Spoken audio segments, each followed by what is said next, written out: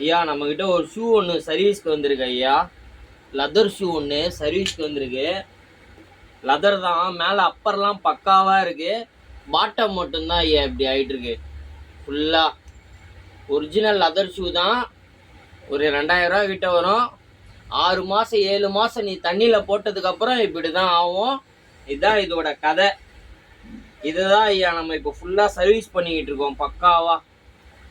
Bottom மட்டும் தனியாக உறிஞ்சிட்டு வந்துடும் ஐயா. இந்த மாதிரிலாம் ஆகிடும் ஐயா. நார்மல் ஷூவாக இருந்தாலும் சரி, லெதர் ஷூவாக இருந்தாலும் சரி, என்னதான் இருந்தாலும் அது கம்ப்ளைண்ட் வரதா ஐயா செய்யும். அது எல்லா ஷூவும் அப்படி தான் ஐயா.